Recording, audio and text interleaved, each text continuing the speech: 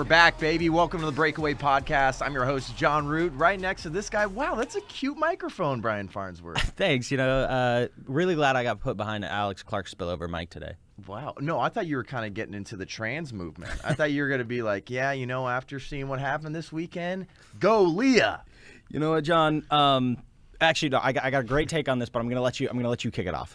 All right. So for those of you that don't know, I was out at Georgia Tech in Atlanta, Georgia, for the NCAA Division I Women's Swimming Championships because I knew Leah Thomas was going to be competing. So I'm like, we need to be boots on the ground, and I want to know what is actually happening firsthand. And it was wild. Like, right when I showed up, so we weren't able to get tickets beforehand. Initially, too, we tried to get a media pass, but that was denied. Not really much of a shocker there, because I think the NCAA, obviously, they're the ones that need to be held accountable for this absolute nonsense, allowing a biological male to compete against women who have worked their whole life to get to the national championships.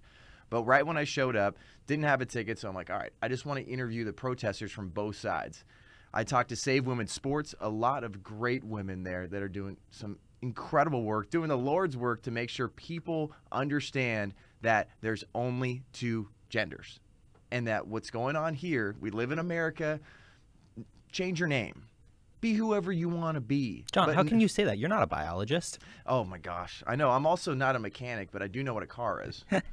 So, and I know we need to touch on another person that I met there, a UK activist, and she actually had an interaction with somebody. It's like, well, you're not a biologist. How can you tell me what a woman is? It's like, I'm not a vet, but I can tell you what a dog is. But right when I showed up, Save Women's Sports, chatted with them, and they want people to know, like, this is more than just Leah Thomas. This is about women's sports for generations to come.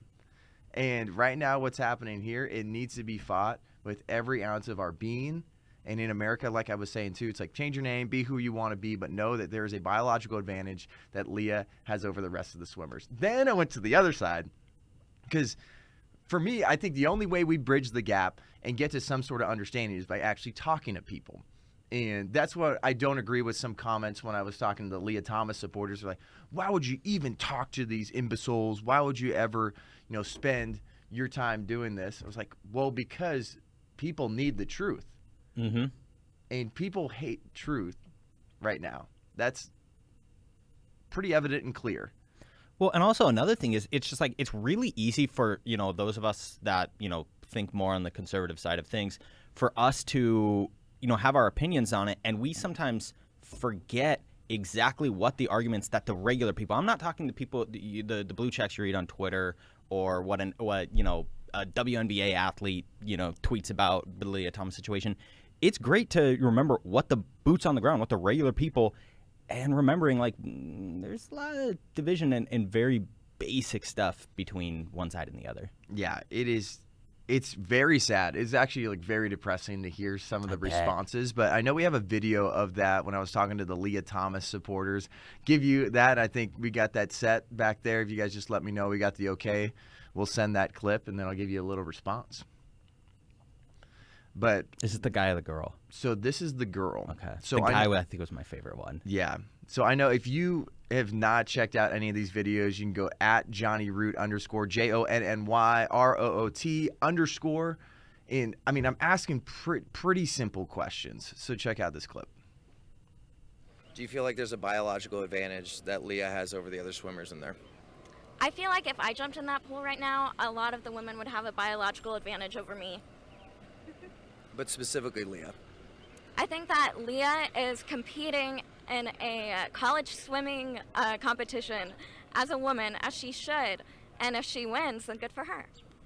So on your side of the aisle, then, would you say that anybody that was going from whatever amount of time on the men's team, they can switch over to the women's team at any point, and that's good as long as they feel like they're a woman now?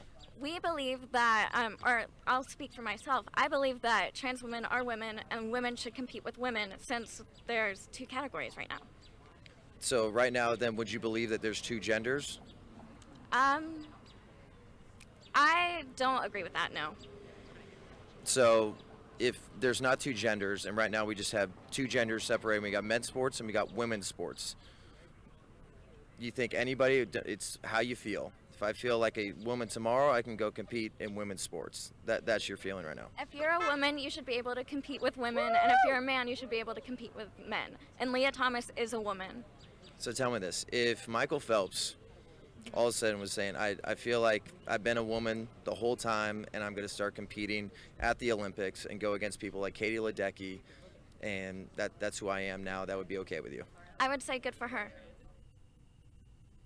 Well, there it is, ladies and gentlemen. I know we're going to bring in Jake Crain from Crain and Company, the brand new sports show at Daily Wire, in just a second, but I want to give you a response to this. I know I ended up asking her later, like, explain to me, what is a woman? I said, well, and then also in that clip, you see, like, so would you agree that there are two genders? Because right now we have men's sports and we have women's sports. And once again, I chatted with these people for an hour long. I was telling them these aren't like gotcha moments. These aren't like, I hope that we just have some viral footage that is at your expense. I actually want to get down to the truth. I explained that to them because I know we even had a security guard that came over and said, you know what, all day long there's been a lot of back and forth. So on one side, close to the Macaulay Aquatic Center at Georgia Tech, there was a Save Women's Sports. On the other side, you saw these individuals that were supporting Leah Thomas. And that security guard said, that's the first time I've seen both sides come together all day long. They'd been there since the early morning, making sure that they had their voices heard on both sides. And I think we made a little bit of progress, but it is unbelievably depressing to hear something like that. Where it's like, this is basic biology. Well, and it's stuff that's been widely accepted for 6,000 years of humanity. And like, what is a man? What is a woman? That's an easy question. But you don't have to go past the first chapter in the Bible to find out that they were made male and female. It's just bonkers. Like, if you're on the side that doesn't have a simple definition for what a woman is, I don't know how you justify any of the next rational thoughts coming down. But they're not rational, so that's the problem. Yeah, it's wild, but I know we're going to be posting a few more of those clips, so stay tuned. We're going to put those on our YouTube, a little bit lengthier version. I know I did a vlog while I was out there doing all this editing, but we're trying to get some of those clips out there for you. I know some of these clips went to the absolute moon. Oh, yeah. And one more thing I say before we bring on Jake Crain is I called it. I said that they were going to call Leah Thomas some sort of trailblazer like Jackie Robinson, Willie O'Ree, Lucia Harris. I posted that as a reel on IG. And then you know what happened? There was an opinion piece posted that said that we should be celebrating Leah Thomas as we did Jackie Robinson. That's what they want you to think. I know for people watching, we have that in the back here. And the title of that article is, for everybody listening, Leah Thomas's NCAA championship performance gives women's sports a crucial opportunity. Anyone who cares about the advancement of women's sports, good God, and women's sports in particular, should celebrate her win. This is unfair. 100%. And this is like, Jackie Robinson couldn't do anything about the color of his skin. Mm-hmm. Leah Thomas, after 3 years on the men's team, decided, I just kind of feel like a woman. That's it. I'm a woman. I'm going to go join the women's team. That's not Jackie Robinson. This person should not be celebrated. Leah Thomas is breaking barriers in a massive negative way. Jackie Robinson, Willie O'Ree, and these other real sports trailblazers broke barriers in an incredible way. We watch 42, and everybody comes together like, wow. You know what? That's actually real courage. That's something where they're getting death threats, they're making the game better, and they're bringing the country together. Jackie Robinson did that. Willie O'Ree did that.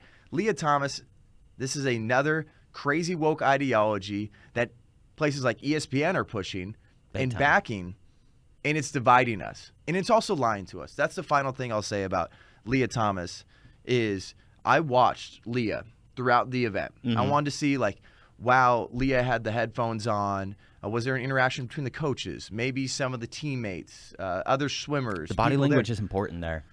Nobody was interacting with Leah, and Leah wasn't interacting with anybody else. The most interaction I saw was after, I think it was the prelims for it might have been the 200-yard freestyle.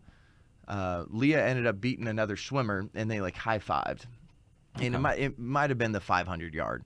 But well, the biggest bummer is, like, I we pray for Leah. We want Leah to get all the help, and honestly, people think I'm hateful for saying this, but the extensive amounts of therapy that Leah probably needs. We don't look on Breakaway. We don't have hate in our hearts for Leah Thomas. We just say this isn't fair. We're calling a spade, and we hope Leah gets all the help that she needs. Exactly, and that's what I say too. Is people aren't doing anything to help Leah by perpetuating this lie. Yeah. And supporting it. It's not helping out Leah. If you really want to love somebody, you tell them the truth. 100%. And that's hard. But I think we got Jake Crain on the line. To tell us the truth about March Madness. Come on. We got him on the line. We're going to get Jake on in just a second. I'm excited because I know we wanted to get Jake on just about a couple weeks ago when they first launched Crain and Company with Daily Wire. Their set looks baller, too. They got 3 great guys that do incredible work, and I know they've been going in on March Madness and making sure everybody's fired up because, man, we've seen a lot of upsets. We got the Sweet 16 coming up starting tomorrow, and I know with our brackets, it doesn't look too shabby, but it also doesn't look too good. I would at least speak for myself, Brian. It's hilarious. Half of my bracket looks like I'm a genius. It's a real Jekyll and Hyde situation because on literally one half of my bracket, I think the only one I have wrong is St. Peter's, and nobody in America outside of the kids' moms, Doug's mom, had St. Peter's going that far. However, the other side, the only thing I have correct, making it as it goes to Elite Eight, is potentially Arizona. The other half of my bracket is just busted, absolutely destroyed. But so yeah, Jekyll, Mr. Hyde. Yeah, and then for mine too, I have I called Gonzaga and Arkansas, got both those right. Actually, everything in the West I got spot on. And I had Virginia Tech beating going to the Sweet 16, but obviously Purdue's able to do it. I told you guys before, they're the top scoring team in the nation, but they're one of the worst defensive teams in the nation. So it's going to be an absolute wild ride. They're playing St. Peter's, who is the Cinderella story. And I love what their coach had to say. We got a bunch of boys from New York and New Jersey. We can take on anybody. It doesn't matter. And I love their mentality. I love that mentality because they have this mentality where we got nothing to lose. We're the 15th seed. We just took out Kentucky. We don't care who we go against. We're gonna ball out, and no one's gonna push us around. You love to see it. Did you see Doug just signed a NIL deal with Buffalo Wild Wings? I saw that. So this has been a life-changing tournament for Doug. It's been amazing. But right now we're gonna bring in Jake Crain from Crain and Co. from the Daily Wire, brand new sports show over there. Jake, what's going down? What's up, guys? Sorry, I had a little technical difficulty. I'm no Steve Jobs or Alan Turing, so I appreciate you guys bearing with me. Incredible hat you got on. Save Abuela. Appreciate it. We did it. Did Ben or Matt give you that? Man, it was a gift for coming over here. They got a bunch of good merch, and we're actually about to launch a merch line of our own. So they got a bunch of good stuff. And I wore it last time. I came on Instagram Live, John, so I thought I'd rock it again, man. I had a great time last time. Let's go. Yeah, well, definitely glad we could get you on here live. And for everybody, too, if you're watching right now, make sure you press that like button. Make sure you subscribe so you don't miss any of this great non-woke sports content every single week. But, Jake, tell us, how's your bracket doing right now? Well, when I think about my bracket, the way it's going right now, I kind of think about the Columbia shuttle mission. That's about the way it's going. Too soon, maybe. It's gone down, and I will say I have Texas Tech in the Final Four. I got Arizona winning it, but I would like to take this opportunity to tell Iowa, Kentucky, Tennessee, and Auburn, I'll never forgive you. Seriously, because I know for me, Tennessee was my dark horse. I thought Tennessee, especially after winning the SEC championship, that they were going to keep rolling. And I thought, I feel like it's similar to the Gonzaga. Everyone's like, well, they're due.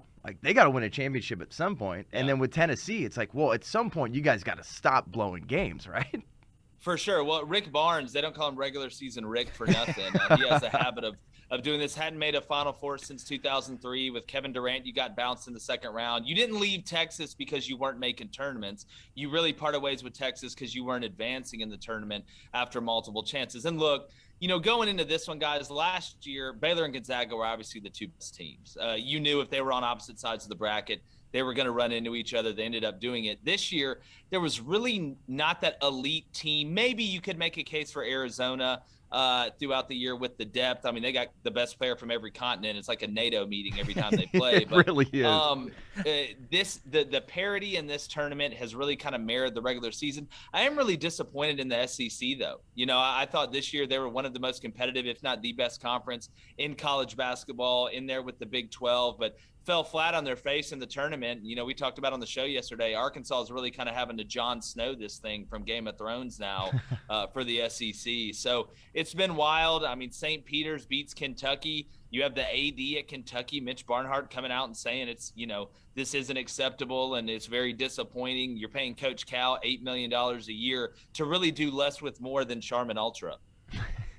Well, speaking of that Jon Snow reference, then it's kind of, it's like that Battle of the Bastards. Everyone's seen that little video or that gif of Jon Snow pulling out the sword right after his brother gets killed. But Arkansas, how do you think about their chances against Gonzaga? Because Arkansas, too, we got to remember, they really aren't scoring a ton of points, but they're also finding a way to win games. Well, in March Madness, the teams that can win in multiple ways typically advance the furthest. That's why I look at Texas Tech. One of the reasons I had them in the Final Four is they can win a rock fight. And you got to win 6 straight games to win the whole thing. You're not going to shoot great for every one of those games. So being able to have defense and rebounding, it travels.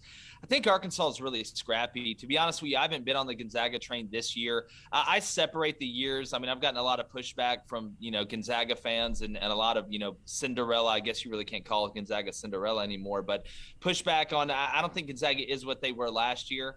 I thought the way the second half was officiated against Memphis was atrocious. I mean, Drew Timme had more moves than Patrick Swayze with those walking screens they didn't call, or the moving screens they didn't call for the whole second half. But I think Arkansas can put up a fight. They've just got to be even on the rebounds. Gonzaga's a lot taller than they are.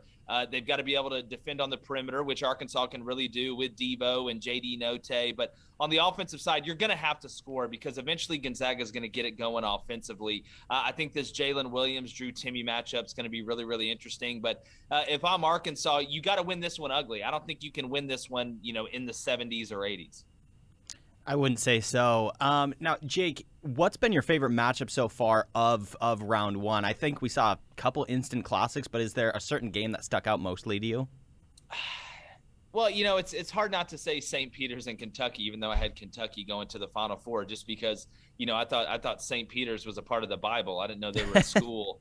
With 2,300 people, they're basically on one street. But just from a matchup standpoint, I actually really like the Miami-USC matchup. I thought that was going to be really interesting with the way those teams played. Neither one has a really dominant inside presence, even though Mobley can play inside out for USC. But typically, styles make fights in March Madness. And you see teams that typically advance have guards that are experienced, that can control the ball, that can play in multiple paces. So when I look at matchups, I thought there was a lot of interesting ones from the first round. You had a bunch of upsets. The Iowa-Richmond game always scared me because of the way that Richmond played. But again, I kind of fell in the trap of, if you're hot, you're hot. Winning the conference tournament. You look at Virginia Tech, they get bounced in round one by Texas after winning the ACC tournament. Iowa gets bounced in won by Richmond after winning the Big Ten tournament, and then Tennessee falls in round 2 after winning the SEC championship. So I would probably say Miami-USC was probably the most interesting matchup to me just because of the styles they played. Yeah, I mean, I always end up making the mistake in March Madness of I love the Jimmies and Joes over the X's and O's, and so I got really hot on David Roddy. I was a big believer in him. Keegan Murray, Jabari Smith, and I end up overlooking the fact of, like, Jabari Smith, for example, his guards were terrible. Those guys couldn't distribute the ball at all. Couldn't get the who's probably going to be the number one pick involved, and it really torpedoed my bracket. Yeah, well, if you watch the way that Auburn had kind of played, it's funny. I'm from Auburn. Jabari Smith's a generational guy. Watching the way that Auburn played down the stretch as opposed to the way they were playing early in the season, they kind of hit a downhill slide. Because if you watch, Auburn really doesn't run a lot of stuff. I mean, a lot of it is, individual basketball. I said all year they have too many heroes and not enough sidekicks. At the end of the day, I don't care if you get it to Jabari and ISO him at the elbow, if you're running him off screens or curls, but you got to do something. You can't just run down there and jack up threes. I mean, we ran more stuff playing at the Rec the other night in the 3-on-3 tournament. Well, one of my biggest takeaways is I think Juwan Howard's kind of on this redemption tour. I know that's something you brought up, Brian, and their halftime adjustments have been the best I've seen in the entire tournament. Juwan Howard coming back after they were down 36-29 at half to Colorado State. I had Colorado State winning. I didn't think Michigan had what it took to win that first matchup, and then they outscored them 46-27. And then in the Tennessee game, they were down 37-32, and then they outscored Tennessee 44-31. These adjustments have been fantastic. Yeah. Well, they gave a whole new meaning to punching your ticket the way they got in. But when I look at Michigan, whatever sport it is, whether it's football, whether it's basketball, I mean, even adjusting when you start getting late innings in baseball, that's when you find out who really can coach or not. Everybody has a game plan going in. But if you can't adjust and you can't be malleable to what you're seeing, because if everybody knew what everybody was going to do, anybody could be a coach if you had the right guys around you. So watching guys be able to make the adjustments at halftime, that's when you really find out. Are they doing what we expected? If they are and we're not doing what we expected, do we adjust? If they're doing something different, how do we adjust? Or if it's going well, what little adjustments do we make to not override the way we're playing? I think that's where you see that long career of playing, understanding the ins and outs of not only offensively but defensively, because you got to know one to know the other. And that's what Juwan Howard's great at. I also think he's a really good motivator. Again, you got to be able to do multiple things as a coach to be able to have success over time. Hunter Dickinson, we say on the show he's the best Dickinson since Emily. Watching him play and what he's able to do on the inside out, even though he runs like a dinosaur, watching him play inside out is really fun. I think the guards have played a lot better, but again, it's not getting down. Colorado State played out of their mind in that first half. They shot out of their mind from three, but Michigan never panicked. You go back to the Michigan-Indiana Big Ten tournament game, Michigan fell apart in the second half. I think they learned a little bit from that, and they've kind of reversed the trend going on from there. But, yeah, I know. I was tweeting out. Michigan looked like garbage. They looked like they could not keep up at all. Colorado State was running back and forth. They were owning the pace, and it looked like Michigan was just constantly trying to play catch-up. But I think they did a good job, like you said, at the end of that first half. Like just chip away just a tiny bit, so it's not insurmountable at all. And something I want to know though, Jake, is what's your Final Four right now? Tell us what's going to happen. I'm breaking this down on the show today. I'm going to stick with Arizona, even though Houston scares the hell out of me in that game.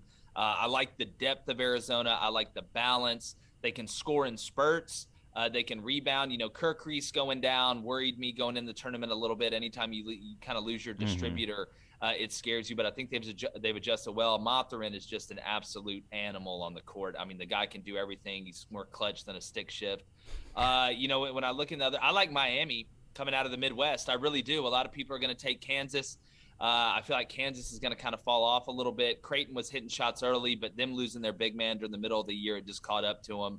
As that game went on, there's a lot of one-and-dones on the offensive side when they weren't hitting. I like Purdue because I like the matchups. Even though St. Peter's, it's been a great story, but so is Hansel and Gretel. I think the story ends now. Purdue with Zach Edey and Trevion Williams down low, guys that do different things. I mean, Edey's straight out of Mordor, man. He's like 7'4". Doesn't move great, but when you're 8 feet tall, you don't have to move great. I think Trevion Williams is one of the best big man passers in all of basketball. And then Jaden Ivey. I mean, he's a superhero, man. I mean, the guy can do a little bit of everything. But Stefanovic, the European sniper out there. I mean, the guy can really play when he gets hot. He gets really hot. Then you have Morton and some other guys that can do some things. So I do like Purdue. I'm looking at my bracket now. I got Texas Tech. I rode with them to go to the Final Four at the beginning. I'm going to ride with them still, just the way I'm operating. And then, looking towards the East, like I said, I like Purdue. I like Texas Tech. I like Arizona, and give me Miami. I think those are going to be your Final Four. Whew. Yeah. That'll win you some money. Yeah. For me, I have Texas Tech, Purdue, Arizona, and I got Kansas still winning. But I would not be surprised if Kansas lost. I think especially, too, Kansas was exposed by TCU. And we talk about someone that looked like they're straight from Mordor, Eddie Lampkin Jr. That guy was beasting in that game. And I think that was probably the most entertaining game to watch in the tournament, in my opinion. What's been your favorite game? Man, I hate to keep going back to St. Peter's in Kentucky, but I kept thinking they were out the whole time. Michigan-Tennessee was a hell of a game. I mean, it wasn't pretty at times, but everybody was running stuff. Tennessee didn't hit a lot of shots. I thought Vescovi, kind of disappeared and put him on the back of a milk carton for that game in the second half going forward. So I thought the Tennessee-Michigan game, but it's hard not to say Arizona and TCU wasn't the best game. TCU punched way above their weight. I think what Jamie Dixon did down the stretch and was very impressive. But Kansas, man, I just don't trust them. I watch what Kentucky did to them in Fog Allen. If Braun's not operating, if Abaji's not hitting, they're a totally different team. I mean, McCormick's been hit or miss down low. Christian Braun's a guy that's very, very talented, especially taking the ball to the basket. He can shoot the three as well. But I don't trust Kansas, even though, look, with the way college basketball is right now, who the hell really knows? We could end up having St. Peter's, Arkansas, Michigan, and Iowa State in the Final Four at this point. Who knows? You have to tell Jake. If you put $1 down on this, Jake. Yeah, the return. The Final Four, you literally just said, if you were to go to DraftKings, a $1 bet on Iowa State, St. Peter's, Michigan, and Arkansas making the Final Four would pay out $20,000. A $1 bet? $1. All right, I'll holler at you guys. It's a lottery ticket. I'm going right now. Yeah. That's hilarious. Jake, as we wrap up here, obviously, like, March Madness is the best time of the year. This is my Christmas. For sure. This is so fun. And then for everybody watching and listening right now, obviously part of that Sweet 16 is going to start tomorrow. I'm going to be in front of the TV all day long. But tell us about how Crain and Co is going at Daily Wire and how the response has been from your audience and how the response has been from, even the God King, who's now coming out with his own razor company. Yeah, it's funny. Cone and Blaine, the co-hosts on the show, were actually in that commercial arguing in the Hannibal Lecter room as he's walking in about to high-five Michael Knowles. So you can actually see I got to rewatch their acting debut. So they'll be at the Oscars, I'm sure, at some point in time. But, man, it's been unbelievable. I mean, we hit number 1 in the world on Apple Podcasts for sports and number 2 on Spotify a couple weeks ago. The audience reaction's been fantastic. I mean, it's a simple game plan. I mean, we just talk sports. I mean, and we don't try and force stuff down your throat. I mean, ESPN has a tweet yesterday that was just absolutely ridiculous that I'm sure you saw on Twitter. Yeah, producers, if we have that back there, we can maybe throw that up on the screen. I'd love to get your take on that. Well, it's like, my thing is, like, if I want to hear that, then if I want to hear about that, then I'll watch channels that talk about it. Like, why can't we talk about Zion maybe coming back? Or why can't we talk about this great March Madness? If people want to, it's like, if I want to tune into a gardening show, I'm not going to go to the cooking channel. Like, it just surprises me sometimes. And again, it's not that you can't have opinions, but when you try and force it down people's throat like that, it just doesn't work. Yeah. I mean, like, guys, like, can we get in a huddle and talk about it? Like, pun intended, for sports. Because we have that on the. It's just a whole thing going down the list. I mean, it's just, it's great because it drives traffic this way. But the audience has been fantastic, man, and the Daily Wire's been awesome. Shapiro and all the guys love the show. Getting able to meet them and everybody that works here, it's a big team effort. So, I mean, the studio like y'all's is awesome. Ours is awesome too. So, yeah, man, we're live 2 to 3 Central every weekday. Got a big announcement for maybe a little Final Four thing coming up. I don't want to put out the bag a little too early on that. So it's going to be a lot of fun. So, yeah, we're on Apple Podcasts, Spotify, YouTube, thedailywire.com, all that stuff. And it's been amazing, man. I love it. And then I know for people watching right now, we have that ESPN tweet up here. It says ESPN believes in inclusivity and denounces legislation and action across the United States that infringe on any human rights. We stand with our LGBTQIA+, the alphabet and math symbol people, and our colleagues, friends, families, and fans. And then they had a full thread, ladies and gentlemen, about all these stories about everybody that's a part of this community, a part of this group. And it's so true when Clay Travis says this is MSESPN.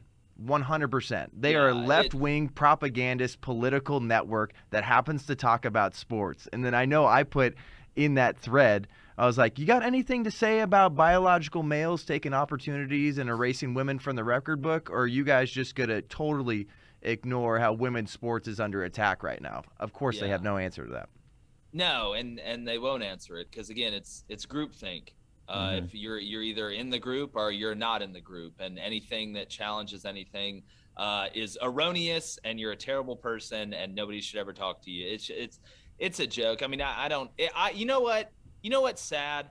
I remember growing up watching SportsCenter replays 3 times in a row with guys like Stuart Scott and Kenny Mayne and Patrick. That was, you talk about the good Linda Cohn. Yep. I mean, I can go down the list. Look, it's all cyclical. It's going to come back and bite them, because once you dig yourself in that hole, you can't dig yourself out of it. So eventually, it's like I talk about teams, time over talent equals results. We're going to see. Final take I want from you here is, I know they even made a stance on live television about this. They didn't just tweet. I know Ellie Duncan, she said she was joining her colleagues and speaking up while being silent about, obviously they're calling it the Don't Say Gay bill in Florida. And she said, I'm just going to be silent. And then it's so funny when it ended up changing to the halftime score of that women's March Madness game. And it was South Carolina 44, Howard 4. Like, this is like, you think you're watching SNL right now. It's unbelievable. Well, it's the blind leading the blind. I mean, it's the best way I can put it. It's the blind leading the blind. And what my thing is, Dawn Staley, eventually, she may end up getting a men's job, head coach in men's job. I mean, she can coach. That's not taking anything away from South Carolina. But I remember watching Gino Auriemma in UConn beating people 120-17 a couple years ago. And that's why I always push back. I've never understood revenue, ratings and revenue should drive what's on. That's why I don't get the argument against it. Like, if you want to make an excuse why people aren't watching things, that's one thing. That's your belief. But at the end of the day, Lil Wayne said it best. Women lie, men lie, and numbers don't lie. Amen. But Jake, thank you so much for joining us. Everybody, Crain and Co., make sure you go check them out, support them. And then where can they follow you on Instagram as well? You can follow us. It's at Crain and Company, and at Jake Crain _ JKECRAIN. David Conan Blaine, my co-host, they're on there as well on Twitter. It's Jake Crain _ It's at Crain Company. Go follow us. It's been a lot of fun, and it's been a nice little glow up. And y'all do a great job, man. Anytime, John, I need to get you guys on as well. Yeah, I appreciate that. This guy's got the best analogies in the business. Jake, thank you. I appreciate it, man. I'm trying to be the next Dr. Seuss, but not a weird way. Don't get canceled. That's exactly right. See you, Jake. Man, what a mic drop! Dropping the Lil Wayne lyrics on us, just on his way out the door. No, Jake, it's funny because like he mentioned, I had him on IG Live when we wanted to get him on the show. We had a few little things that were changing up here in the studio while Charlie Kirk was moving to his brand new studio just a couple buildings down, and he has just such an unbelievable mind. Oh yeah, it's like some of his analogies and some of his one-liners are just incredible. I feel like it's like with Jake, you hear that little bit of the southern drawl in there as well. I'm like, man, dude, it's people from the South, dude. They can make a metaphor or simile out of anything. No doubt. But for everybody tuning in, we appreciate you guys very much. While you're tuning in, you can always follow us on Instagram at TPUSA Breakaway. We just went over 3,100 followers. We're going to the moon, baby. Diamond hands, go. baby. Appreciate you guys. And while you're watching right now, obviously you can always subscribe to the podcast. We're on Apple and Spotify. We're obviously on YouTube right now. We want to make sure we can make this even a little bit more interactive. We might start getting to comments here and there and start. Yeah, probably start a mailbag pretty soon of people can write in questions and we'll take a section out and address what questions people have. Yeah, and some questions that people have. I think we can jump into the NFL for a hot second before we bring in Dennis Sarfate, who played in the Nippon. I hope I'm saying that right. He's going to tell me, but it was the Japanese baseball league. It's the top baseball league out there, and he was a pitcher, and he went against Shohei Ohtani. I know we had him on the show when we very first launched. We just had those half-an-hour shows on TPUSA Live, and TPUSA Live is something you obviously got to check out too, tpusa.com/live. But he's going to give us a breakdown of what he thinks about the Ohtani Rule and baseball being back. But big news, right when we jumped into the studio here, before the show started, Tyreek Hill, big splash in free agency, pun intended, going to Miami. He is a Dolphin, and he's now the highest paid wide receiver in the National Football League. 4-year, $120 million contract. I mean, what a way to wake up this morning. I get up and within the first little bit of me being up, I get the notification from, I think, Schefter. No, it was Ian Rappaport. Over $72 million guaranteed. Dude, it's crazy. But this is what confuses me a little bit. Basically, what ended up happening was the Kansas City Chiefs have been working on a contract extension with Tyreek Hill, and I think the Davante Adams new deal completely messed it up, stalled everything to where Tyreek said, I want more money than that. And they went, well, we're not going to give that to you. And also, they're probably thinking, we can't give that to you because we're about to start paying. This is the last year of I think we just went through the last year of Patrick Mahomes' rookie deal. Now it's moving into the contract extension, the $45 million a year. So the Chiefs are about to get really expensive, and Tyreek, the $30 million a year to a wide receiver, 45 to a quarterback, that gets pricey. What's weird to me, John, though, is the AFC West all offseason has been loading up with talent. I mean, AFC West has brought in obviously Russell Wilson, Randy Gregory, Davante Adams, Chandler Jones, J.C. Jackson, Khalil Mack. I mean, these are superstars at the position. And what have the Chiefs brought in? Juju Smith-Schuster to make some TikToks? Well, I know Jackson Mahomes actually gave him a little shout out too. Like, wow, we have a dynamic duo on TikTok, and this is about to be. Watch out for anybody that has their number retired or some sort of memorial service. They might be dancing on your number. They'll be dancing on your logo. Woof, watch out. I don't understand how you can honestly, are the Chiefs, now they got an absolute haul back for Tyreek Hill. 5 draft picks in total, a first, a second, a fourth of this year from Miami, and then like a fourth and a fifth or a fourth and a sixth for next year. I'll look that up real quick from Adam Schefter to find out exactly what that haul was, but it was a massive haul that they just got. And well, it was big because who they're bidding against was they were bidding against the Jets, and remember the Jets have pick number 4 and 10. I imagine the Jets were offering up that number 10 pick, and then the Jets also have picks number 35 and 38, meaning they just had a lot more ammo. So also Tyreek, Matt Miller on Twitter pointed this out. In the offseason, he lives in Miami. So I'm sure he was like, no, I want to go to Miami. And so Miami going like, hey, we want to bring this guy in. They had to outbid the Jets, and so they gave up a lot to get him. But Tyreek's dynamic, dude. He's probably fastest wide receiver in football. No doubt. But those picks that they got is 2022 first-round pick, the number 29 pick, second-round pick, the 50th pick in this next year's draft, or this year's draft, excuse me, 4th-round pick, as well as a 4th and 6th-round pick in the 2023 draft. It's a lot of value. They got PICKS picks. Sorry, Jets. I have to imagine. So now the Chiefs have 2 first-round picks. One of them's going to be a wide receiver. I mean, they have to, because you can't roll into next year with Juju. Oh, well, I mean, you still got Travis Kelce. Maybe they bring in a veteran. Will Fuller, I know, is still available. Jarvis Landry's still available. There's still some talent out there. Julio Jones is available. Mm-hmm. And because I know it's funny because on March 18th, I know we're going to try to throw that up on the screen right now too, but McCall Hardman, he was just like, all right, well, Pro Football Focus, you guys are tweeting out about like what the projected Chiefs offense is looking like. Okay, I get it. I'll be left off, but he's now going to be inserted in that. And I know I just sent that back to the production team. I got that in the chat. We can maybe throw that up on the screen. They were showing Patrick Mahomes. They had Clyde Edwards-Helaire. Tyreek Hill was obviously in there. Juju Smith-Schuster and Travis Kelce. And then he literally quote tweets it and says, "Man, it's okay. I understand." And for everybody watching, that's that's a great way to respond. That's on the screen right there. And you're gonna really see what he's all about. There's a lot of receivers out there that are gonna be able to get their chance to be superstars like they want. They're gonna get a little bit more balls. They're gonna get a little bit more targets. But getting a little bit more ball, we're getting a little bit more baseball. Hey. So we're gonna bring in our boy Dennis here. I know he's been on the Breakaway show before. Then we kind of moved to podcast format. Dennis, one of the best beards, I think, in Arizona. How you doing? Is that pretty good? I mean, incredible. I had to get a beard straightener because it was getting crazy. So my wife lets me keep it only if I keep it cleaned up.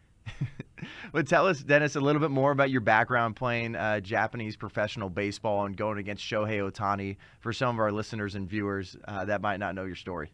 Yeah, sure. So I played 10 years here in the States, Milwaukee, Houston, Baltimore, went overseas to Japan in 2011, and got to see Shohei early on as a youngster. There was a lot of hype around him going to the MPB and coming straight to the big leagues or over here to the States. And he chose to stay with the Fighters, which Yu Darvish was for that team. And they do a really good job of grooming those players and getting them ready for the States. And so I got to see him just progress over the years. You know, I was on Baseball America right when he got posted, and I said, if he doesn't figure out the fastball in, he's going to struggle. And early in that spring training, you saw guys blowing him up inside, and all of a sudden he made a switch and he made the adjustment. And now you see the two-way star that he is. We always knew he had a good arm. He could always pitch. We handled him a few times. He got the best of us a few times, but his bat was what was always the most impressive to me. And then you saw what he can do last year from both sides. It's insane. Tell our audience what you told your teammates about throwing them inside when you're out there playing in Japan, because they were terrified to throw inside against Shohei. Yeah, he's a god there. He's an icon, just like, you know, Ichiro was. But they were so scared because he's a left-handed hitter, right-handed pitcher. His right arm's exposed. So all these guys would be like, we're not pitching him in. And he would go up there first pitch, know it's going to be something middle away, and just pelt it. And finally, I had enough of watching this happen. He'd lead off the game with a home run all the time against us. And I'm just like, guys, I will pay you $1,000 if you throw in and hit him. And no one ever did it. No one ever took me up on my offer. So just shows you they don't care about me or money. They wanted to respect the guy. And then what do you think about the Ohtani rule now? Because obviously the lockout is over. I think this is great, especially like we both live out here in Arizona, and I love spring training. So I'm going to be going to some spring training games, my first ones this weekend. But they made a few little adjustments. I know they're still going to have the ghost runner just this year only in extra innings on second base. I think that's an absolute joke. I think it's a scam. It makes it tough for pitchers. But I want to know what you think about ghost runner. And then now the Shohei Ohtani rule, which is what they're coining it right now, is that pitchers can remain in the game as a DH even after they get pulled as a pitcher. Sure. So first, ghost runner, I think that's something that we played in the cul-de-sac with a wiffle ball back in the day. Yeah. I don't think it has any way needs to make its way into the big leagues. I think that extra inning games, yes, are they tiring to bullpens and does it hurt? But you know what? It gets young guys up from the minor leagues the next day. Fans seem to stick it out. The Ohtani rule, I think, has been a long time coming. A pitcher's not going to stay in the game an extra inning just because he can hit, because the guy on the bench is always a better hitter than the pitcher. I mean, guys like Madison Bumgarner and those guys, yeah, they can hit, but if you have someone on the bench that is an everyday player that literally swings the bat 100 times, 200 times a day, you want him up at the plate. On a DH lineup, the pitcher's irrelevant. And I can say that because I was a pitcher. But literally, it's the 9 batters and the pitcher's on a little line outside of the lineup. So you don't even care about the pitcher at that point. You care about the lineup. And I think that the DH brings that into the game where you can, if your pitcher can hit and you, like Ohtani, let him be the DH. And if he comes out of the game, who cares who's pitching next? He should still be able to hit. So I think the rule change for that is awesome. I think it's something that should have been done. And I'm glad to see them make that change over. Give people the understanding of what it's like to be a pitcher when they're trying to implement like pitch clocks and things like that. Is that something that just really messes up your timing or even your communication with the catcher? Because I think what Major League Baseball is, they're trying to make mountains out of molehills, and what you're trying to just save a couple minutes off the top of a game. But I feel like you go to a baseball game or you watch a baseball game and you know you're going to be there for like 3 hours. It shouldn't be shocking to anybody. Yeah. It brings me back in the day in high school when I was watching the D-backs when they first became an expansion team. They had a guy named Armando Reynoso. It was a human rain delay, right? It would be a minute and a half between each pitch, and you're like, this is ridiculous. So I understand what they're trying to do. For me, pitching fast actually helps the pitcher. If you give the hitter more than 12 seconds, they have this little thing of 12 seconds. If you can throw a pitch, get back on the mound, and be ready to throw another one before 12 seconds, that hitter doesn't have that chance to regroup. I mean, he might have had a bad swing, You give him another minute, now he can think, he can take a few practice hacks. But if you're in there just spitfiring balls, guys like Maddox, Ben Sheets used to be really good at that. Ben Sheets, when I was with the Brewers, he used to average like 9 seconds in between each pitch. And it just keeps the fielders on their toes. But I don't think you can force it. I don't think some guys might not work that way. You know, a guy in the reliever comes in a tight game to win, you know, go to the playoffs or even in the playoffs, and now he has to speed up his game to make it into this guideline. I don't think that's right. Starting pitchers, if you want to do it for a starter, yeah, speed up the first 5 innings. These guys are out there long enough. They can, you know, speed it up a little bit. But I think putting a pitch clock, it's not basketball. We can't be having, what are you going to have, a siren go off and the guy's awarded a ball, or he gets a free pass? Like, what is it? Too many rules in this game coming up. Yeah, there'd be a baseball free throw. What do they just put it on the tee? What do they do? Just like hit it wherever you want. But Dennis, over the last few years, we've kind of seen the ratings, TV ratings, start to drop a little bit for baseball. A lot of people are kind of worried about the future of baseball, even though the money continues to go up. What do you think about the future of baseball, and what would you do? Do you have any thoughts on how to get more young people involved and excited about baseball? Yeah. First of all, I used to watch baseball every day because I had to, right? I'd be waiting to go in the 9th inning, and I had to watch every inning. It is brutal. Like, no one wants to sit there and watch an entire game. Lower the prices to go to a stadium. Let fans come to the game for cheaper. I mean, I don't even know how families of 4 or 5 afford to go to a sporting event anymore. Oh, yeah. Besides the ticket prices alone, the drinks, it's absurd. So lower the prices a little bit for that. They're getting a killing off the TV deals, right? Mm-hmm. Well, I think I saw a stat before the lockout ended.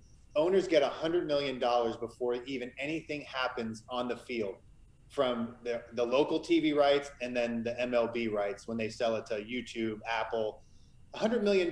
So a team like the Marlins, who literally has 3,500 to 5,000 fans at a game, is already in the black for the entire year because their payroll is 60. So they're up 40 million on the get-go. Then they get the luxury tax money that's flying in. So you have to make it a way to make it more affordable to come to a game. Bring the fans back into the stadium. That's how this all started, right? Even before TVs, fans had day games. They would go out. They would, you know, Ferris Bueller's Day Off. They would skip school and go to a Cubs game for a day game. Like, make more day games. Make it more affordable. I don't think you can keep changing these rules to make, because then you're starting to lose our national pastime, which is baseball, and what this game started as early on in the 1900s in this country. And you're ruining it with all these rules. You really are. And I want to get your take on this, because Jock Peterson tweeted out, I think that was just yesterday, and he was saying that he's embarrassed for your fan base. Be better. If you can't sell your team to somebody that wants to show the fan base in baseball that they're at least trying to compete, sorry, this is unacceptable. And then he quote tweeted and had a photo of the 2022 payroll. And I know that's something I just sent to the producers back there, so if we could throw that up on the screen for our viewers. He was showing the top 3 in baseball, and it's just not shocking to us to find out, you know, the Dodgers and the Yankees are up there, and obviously the Mets, they have one of the best starting rotations I think I've seen in a very long time. They just took my boy Chris Bassett from Oakland, who I think is going to find a lot of success over there. And then the bottom 3, so the top 3, look at this. Everybody's watching, and for people listening, I'll let you know what these numbers are. Dodgers, over $270 million in total payroll. And then the Yankees around $235 million. The bottom 3, Guardians, which is silly to have to say, $35 million. And then we got Pirates, that's just around $35 million as well. And then the Orioles are at $30 million. I mean, it sounds like exactly what you're saying, Dennis, is they have to be better. And how are these teams supposed to compete? Sure. That was what the whole lockout was about. I talked to plenty of guys that are still playing that just signed after the lockout ended, big league deals. But you're talking about the money that the owners pull in, and to be able, like the Orioles getting the Masson deal plus the television rights with MLB, $30 million for your team payroll is embarrassing. Yeah. Like, that city is one of the best baseball cities around. I love my time there. I played there 3 years. The stadium's amazing.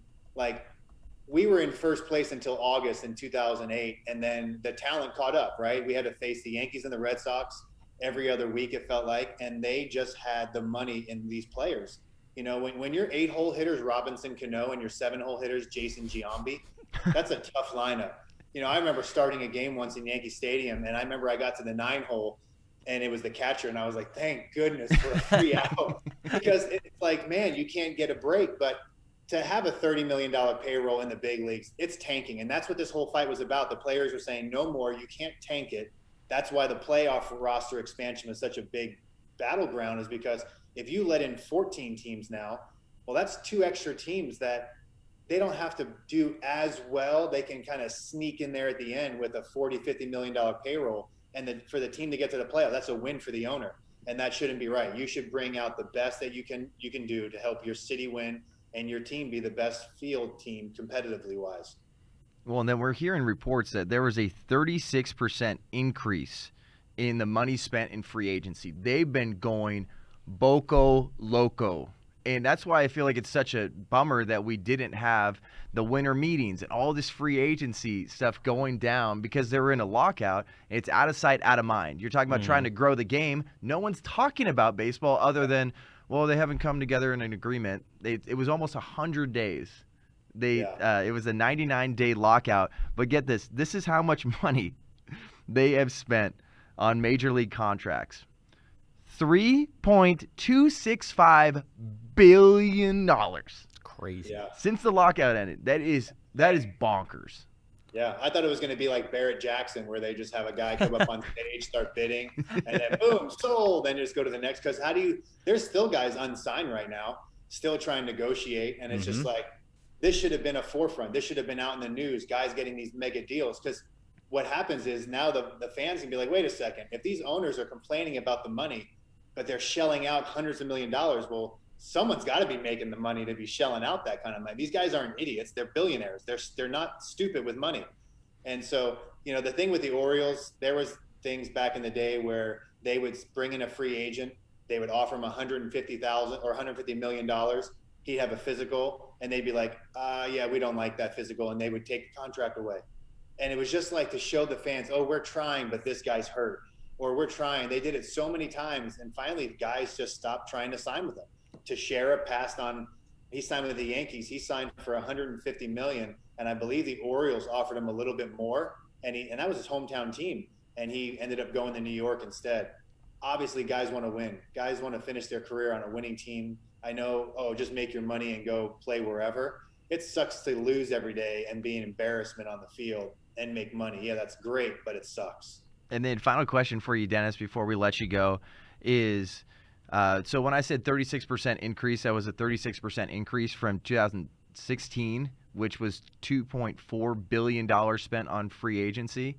What do you think can be done about this? Like some sort of salary cap? Like people just want to know the solution to this money issue because they want to see their team win, but they also don't want to spend tons of money, like you said, to go watch them at the stadium. Sure. I mean, I guess I can say it now that I'm retired. A salary cap, is it a good idea? I mean, guys are making $45 million to play the game. Obviously, they're bringing in a certain level of talent for the owner to make money off of their talents, but that probably is the only way to truly fix it, so that's an even playing ground. If that was what the owners were trying to do from the get-go, then good for them. I don't think that was their end game in this lockout. I honestly think that they're just tired of paying players, and they're tired of increases and all that. With inflation going up and gas prices, I mean, I might come out of retirement. So you're gonna pull a Tom Brady? Yeah, I'll pull a Tom Brady. But yeah, I think there has to be some kind of level where you can get everyone in. If a team is making $100 million from TV rights and you only spend 35, you should have to spend every single dollar of that money. Your profit should come off what comes out of the team and what builds the team. Yeah. If you're winning, no wonder the Yankees make a ton of money. They ain't complaining about spending $235 million a year because they're probably what are they worth? $4 or $5 billion as a team, as an organization. Yeah. So I think there has to be a level playing field. But if you're giving these teams, like the Marlins in 2008 were the number one team in the black as total profit for an entire season. they had the smallest fan base and the lowest attendance in games. But the reason why they finished in the black was because of the free money they got from the luxury tax, from TV deals, and local TV rights. And that, to me, is a shame that people are spending money to watch the team, and then what are they watching? They're watching a AAA team in the big leagues instead of bringing and there's nothing wrong with having a young team and being good. I mean, I feel like the Braves, brought up a lot of young talent and were really well. A lot of teams have done it, but like my team in Japan, the SoftBank Hawks, my owner spent money because he wanted to win, and he knew if he won, more fans would come, and we would sell out 50,000 fans almost every game. And yeah, like you're saying, the Yankees are worth $5.25 billion. And I hope people like John Fisher, the owner of the A's, are listening to things like this, because I know the A's are near and dear to heart. I grew up in the Bay Area and just felt like the A's were constantly just the feeder team for the Yankees and these other big squads. And it was just like you said, it's a AAA team. And they were still like finding so much success. Moneyball is one of my favorite movies, one of my favorite books. But it's just like, I want to win. I don't want to be like, oh, well, we did a lot with a little. Way to go. And the new stadium isn't going to make you a winning team, right? No, Everyone, exactly. Like the Diamondbacks are fighting for a new stadium. It's like, I remember when the stadium was built 20-something years ago. Like, what's wrong with it? Like, that's not going to bring the fans and the fans interaction. Put a winning team on there, and I guarantee it, you'll see the stadiums filled up. And if it was more even, then I think you would have an opportunity to see more teams make it to the playoffs on a consistent basis. Like the Pirates, what a great town to play in. Pittsburgh's one of my favorite. The stadium there's amazing, but they just continue to let free agents walk, and then they sign guys who are on their way out, and it's not fair to the fans. Whereas literally right down the river, the Pittsburgh Steelers can compete with anybody, and they have a great fan base. They sell a ton of merch, and free agents love to come play for Pittsburgh because it's a culture thing. Exactly, like ownership matters. So it is just sad to see bad ownership create bad organizations. Yeah, I could have named one guy in the Orioles this year, and I played for this team, and I couldn't name one player on that team that's still relevant in the game. Oh, maybe Mancini, just because I know his story and what he went through. But that's it. I mean, that's pretty sad. It's a bummer. Yeah, pretty rough when you pay Chris Davis that amount of money just to strike out 9 times out of 10. But Dennis, definitely appreciate you. We got to have you back on soon because I think we need to have this kind of take when we hear something about the Ohtani Rule and what's going on with this money stuff, because we weren't pitchers in Major League Baseball, Dennis. So we appreciate you. Well, hey, I'm just glad that you guys know what a woman is. So God bless you guys. Don't assume our gender. See you, Dennis. All right, later, brother.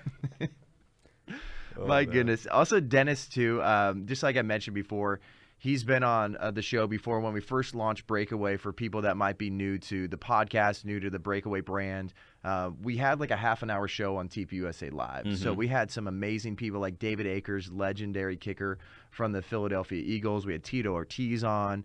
And then Dennis was, a part of that lineup that was incredible. And him giving us a breakdown of what it was like to play in Japan and just some of the antics that their fan base used to do was balloons and stuff, the snake balloons. He brought it up. You have to look this up. Like, they do these like snake balloons, but he said it just looks like sperm all over the place. Like they let them go.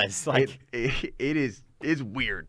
It's weird, but also Dennis does a great job standing up for abortion rights, when it's like anti-abortion rights, to make sure people know they have the tools and resources for that. Like, it's not an easy thing to talk about, just like it's not easy to talk about, this trans issue. Like, there's a lot of people that call you a transphobe, or in the abortion topic with Dennis, I think we had a good conversation with him about like, hey, now that you're outside of sports, what do you wish people would stand up for a little bit, instead of just like this virtue signaling with like social justice, or even what ESPN's been doing.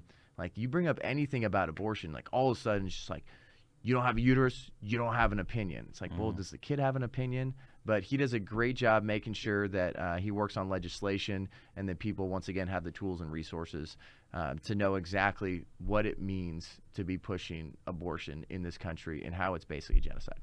Yeah, no, Dennis does a great job with that. One thing we didn't jump into with Dennis, but MLB, I kind of wanted to kind of wanted to get your take on.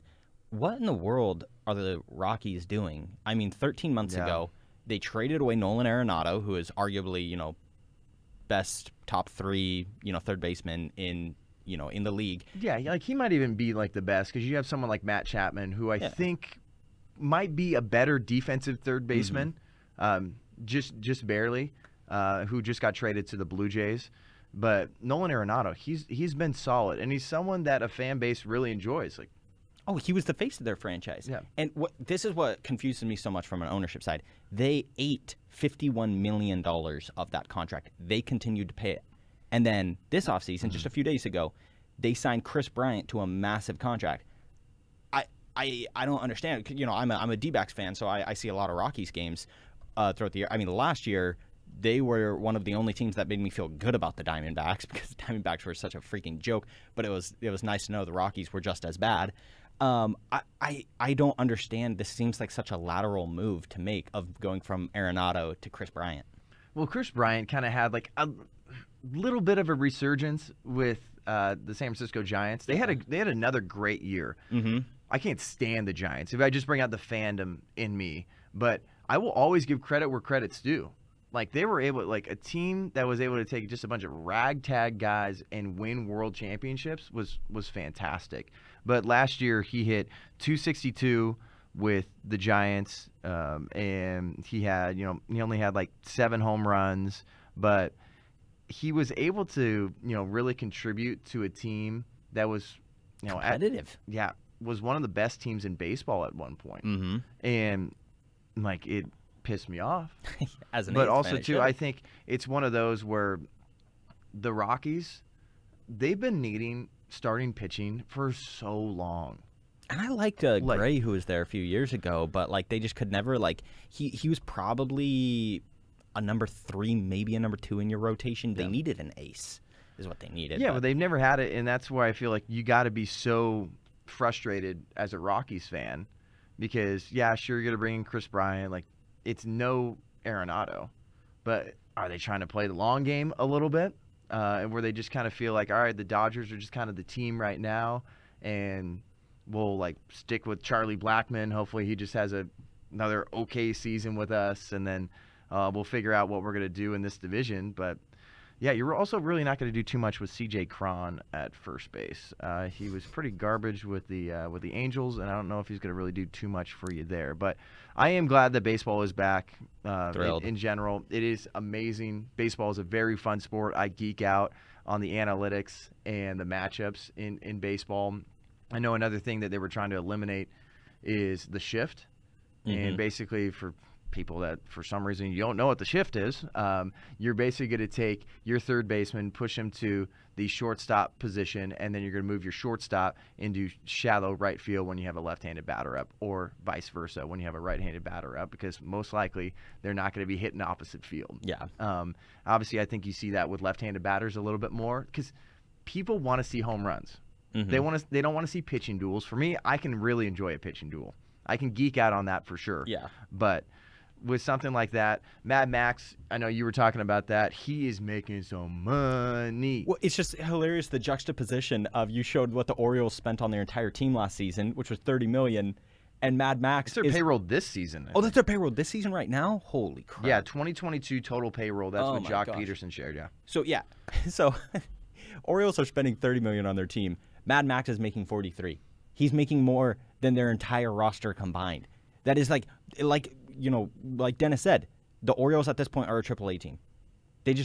They're a fairly well-paid AAA team. Yeah. That's what they are, because they are not playing in the same league as a guy like Max Scherzer, which, once again, you say, the Mets are spending to build just a crazy rotation. Dude, him and Liam Hendricks are the craziest pitchers in Major League Baseball. Liam Hendricks, I got to know him when he was playing for the A's. I know he came to a couple Sharks games when I was working for them. And both those guys are so dang intense on the mound. Like those guys are nuts. But just look at those crazy eyes, dude.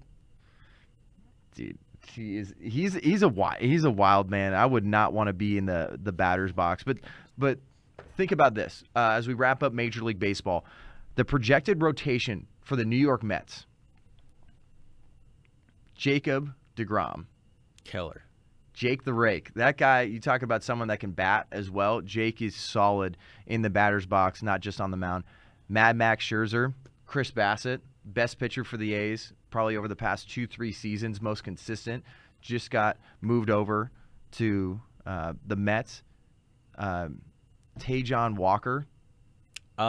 It's pronounced Taijuan Walker. Taiwan, yeah. So he actually had a stint with the D-backs. We got him from Seattle, and what I could say is he ended up getting injured while he was here with us. I don't think it was Tommy John's, but I was actually really bummed because he throws with some decent power. I really liked him on the mound, so the fact that he's your 5, dude, that is a good rotation. It's a very, very good rotation. There's some of those guys there. My God, that is terrifying. And last one they have is right-handed pitcher Carlos Carrasco. Holy crap. Carrasco's great. Mets are going to be nice. But also, too, if you're unvaccinated and you're a New York Met or a New York Yankee, you ain't playing, baby. It's the same thing like Kyrie Irving. Absolute insanity out in New York City. I know Eric Adams has doubled down on all that. He's like, sure, Kyrie can play or any of these guys can play, but you know how you do that? Get vaccinated. Get the jab. That's it. That's the only way you live your life. And it's crazy. It's crazy to me because they're going to be able to attend games just like Kyrie Irving can, but for some reason they can attend that game without a vax, without a mask, but they can't play. Do you guys see what's happening here? I feel like I'm taking crazy pills. Literally. You see what's happening here? They said you can kind of be a part of society, but I don't want you to make money, and I don't want you to feel like there is any other option outside of the jab. Because you know why? I'm making some money. Thank you, Mayor Eric Adams. Really appreciate your scientific take on this whole thing. So hopefully none of that starting rotation is unvaxxed because you ain't playing at home. But something that we are starting brand new here on the Breakaway podcast. Get ready. We always have some spicy hot takes, but I think we're taking it to the next level. We're bringing the heat up a notch. Ladies and gentlemen, for the very first time, we have Kirk's Hot Sauce Spicy Hot Take.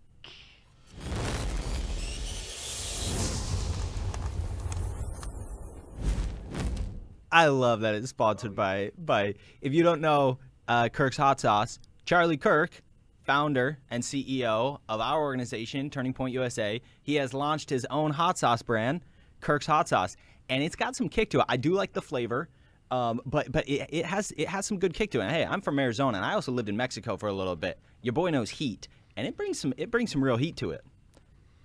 So, I want to start here. My spicy hot take. I have to put something together. So you mind just talking for a hot second? Yeah, what do you want me to talk about? So I want you to talk about, I know we were talking about Leah Thomas a little bit. Oh, see, I have, here, I'll give, John's got his hot take that he's going to give. I'll give my hot take. I didn't have this prepared. John doesn't want, Leah Thomas to be associated with Jackie Robinson. I sit on the other side of it. I say, trailblazer. In baseball stadiums, we have 42 retired in all of them. I think to honor Leah Thomas, we should retire William Thomas's Speedo in every gym across America for us to remember the great trailblazing efforts of Leah Thomas. Oh my gosh, John, what are you doing? I had no idea he was doing this. Yeah, I just want to let you know that I am now going to officially be joining Arizona State women's swim team. And my spicy hot take, though, is even though I dress like a woman and feel like I'm a woman, I am not a woman. And for some reason in our society, that is a spicy hot take. That gender is not just some sort of feeling. That they think gender's whatever you want it to be. And that trans women are women. It has nothing to do with chromosomes or anything. And I'm here to tell you, biology matters. And I'm not a biologist, but I know what a woman is. I might dress like a woman, but I'm not a woman. I don't know. You could have confused me with that hairy chest of a woman, key indicator. I could really confuse you if I stood up right now, too. I was confused Please don't. This is a family show. Yep, but in case you didn't get it, my spicy hot take is I might feel like a woman. I might kind of look like a woman, but I am not a woman. Yeah, that's a spicy take, John. I mean, let's to drive the point home, John. If you haven't seen any of those clips, go back and watch some of the video of John going out and talking to people. We live in a society today where we can't even we are so divided we cannot even agree on something as simple as men are men and women are women. And like we've said many times before on this show, we honestly wish the absolute best for these people who are confused, who are going through something. However, it's important to point out the ridiculously of the arguments being made by the elites and the politicians, because I don't have any daughters, but if I do one day, I want them to be able to go out and compete and not have to deal with the crowd. Oh, this is one thing from your video that I was laughing at. One of the guys in the background is holding a sign that's got a heart and it's got the equality sign. And they do that because, their big thing is equality. I thought equality meant fairness. And this is anything but fair that these women are having to compete with men. There's nothing like having this conversation while I'm in this, right? But do we realize how silly this looks? Look at, this is silly. This is silly. What I just saw this last weekend, and I'm with you. Obviously, I'm trying to poke fun at this a little bit, but I'm not saying that anybody should be attacking Leah. I'm more just from the grand scheme of things in society, this is silly. It is silly telling people that gender's a feeling. Yeah. That it's your own sort of spiritual experience. And Leah Thomas and everybody else that supports that is being deceived.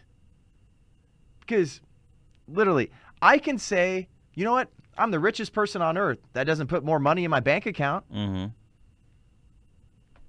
Do we not realize what's going on here and how there's blatant indoctrination going on these campuses? Because I guarantee you, if I was a men's swimmer and I just dressed up like this and I said I was a woman, those people that I talk to, they'd support me. Oh yeah, 100%. And it's sad. Even beard and all. Oh, it's really, really sad. It's unbelievable. I think that's why we need to fight back against this. Leah Thomas isn't some sort of Jackie Robinson, and just like the head coach or the swim coach for Rice University, Seth Houston, we're going to have him on Sunday. Very courageous guy that has spoke out against this, and we need to hold the NCAA accountable. Remember that. They allowed this because we don't like it at all, and it's totally unfair.